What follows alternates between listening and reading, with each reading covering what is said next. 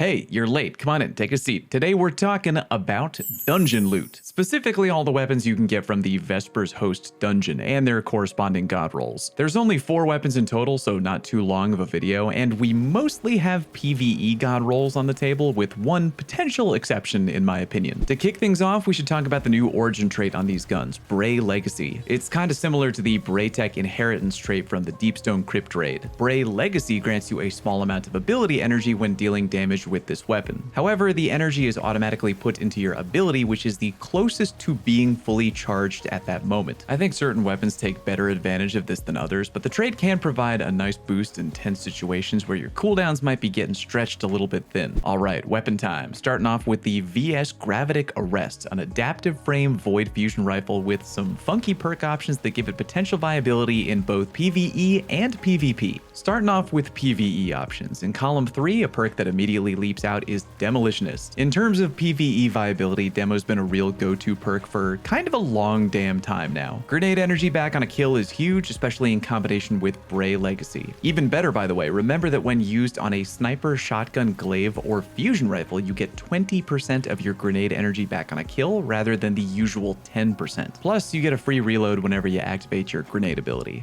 That'll have real obvious synergy with builds where your core loop is to spam grenade energy left and right. Shout out to all my boring-ass getaway artist warlock bros. It's not a phase, mom, it's who I am. Another option that might be worth your time is Repulsor Brace. Whenever you kill a target that is void debuffed, you get a free overshield. Could be solid if you're rocking a void heavy build and dishing out a lot of volatile left and right. Column 4 is where the weird stuff comes into play though. You might notice that the Gravitic has 2 unique perks that aren't found on any other fusion in the game right now, Withering Gaze and Chain Reaction. Let's start with Withering Gaze. Aiming this weapon for a short period of time without firing grants the ability to weaken the next target. The timer resets after firing or when you stop ADSing. Thanks to Sherpa Mind on Twitter, we know that after roughly 1.5 seconds of ADSing, your next shot will cause a 6-second void weaken on any target. With fusions already doing a decent amount of damage on their own, this is actually a pretty quality option for the Gravitic. Also, if paired together with Repulsor Brace in column 3, you can get a free void debuff on demand to give yourself an overshield at any time. On the other hand, Chain Reaction being offered on a fusion rifle is wild and tempting. Explosions off every kill means a lot of ad clear and therefore a lot of value out of that Bray Legacy origin trait. This also is a great perk to pair with Demo in column 3 since a big enough crowd of ads can get you a full grenade charge instantly or at least very quickly. On the PvP side, I'm going to be completely honest. Even though Gravitic is the only fusion rifle in the game with To the Pain, there's only one role on this fusion I want,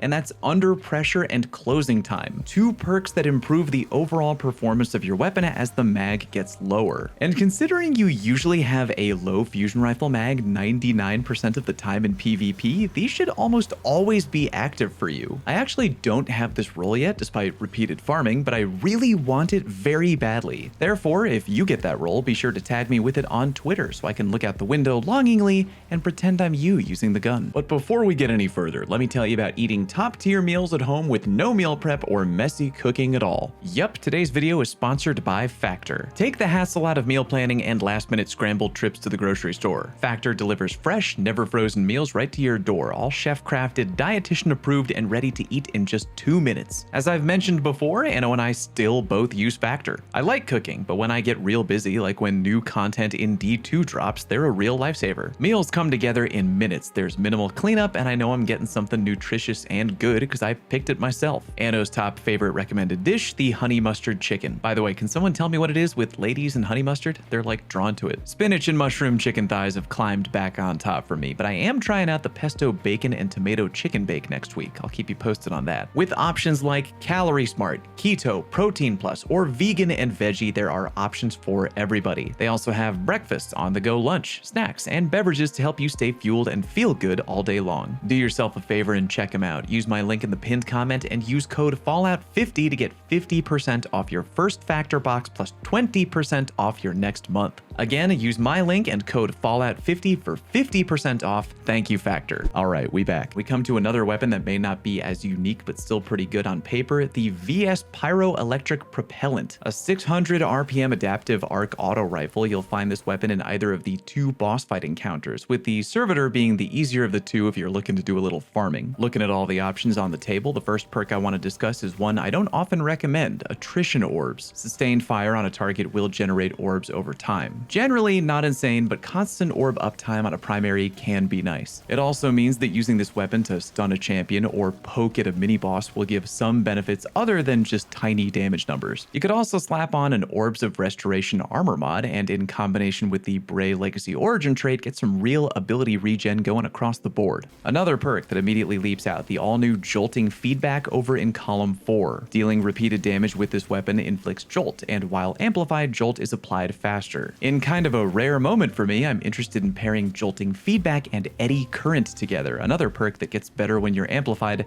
and one that I don't often recommend. With both those perks, you sort of have a we have centrifused at home legendary auto rifle thing going on, as long as you can keep up amplified, which honestly really isn't hard to do these days. Even without Eddy Current though, you can add clear an insane amount just from 1 or 2 jolt procs in any given area. With Pyroelectric having a pretty solid base magazine size, you can usually end up with 2 jolts per magazine, which isn't too shabby. PvP wise,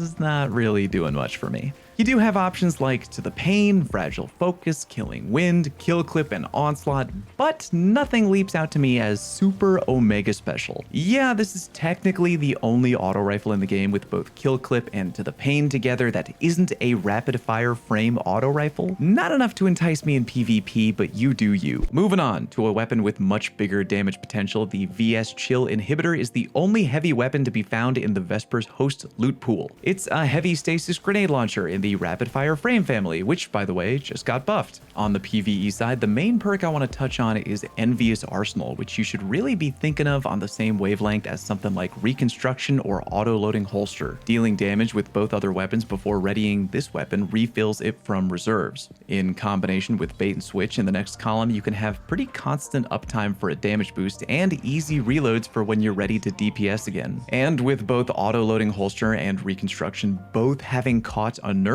recently for being extremely overused in high-end content, Envious Arsenal Bait and Switch is looking pretty good on paper right now. I'd recommend trying to grab one with spike grenades in column 2 and holding onto that bad boy for dear life. Moving away from DPS though, I do want to mention another particular combination, Rhyme Stealer and Chill Clip. Chill Clip to dish out free slow and potentially freeze your target, with Rhyme Stealer then rewarding you with free frost armor. For any activity where you're not really sweating DPS very much, this could be just a fun combo to throw into a stasis or prismatic build. I don't really use heavy grenade launchers very much in PvP anymore, as they don't one-tap as reliably as they used to, and honestly, I think the inhibitor was really more built for PvE anyway, but you do you. Alright, moving on to our final weapon, and the one I might actually be most excited to farm for on repeat, the VS Velocity Baton, our second ever area denial frame grenade launcher and the first one to exist in the energy slot. Dropping from the first and third encounters, this gun actually has really good potential for any loadout. It works great for ad clear, can give a heavy amount of transcendence energy just like its cousin, the Lost Signal, and even has the potential to take advantage of some of the stronger artifact mods in this episode, like Concussive Reload. One combo to think about right away is Repulsor Brace paired together with Destabilizing Rounds. Classic combination for PvE, but the first time we've had it on an area denial frame launcher. TLDR, even easier group ad clear that gives you a free overshield in the process, GG. Another perk that, yeah, you probably already saw coming,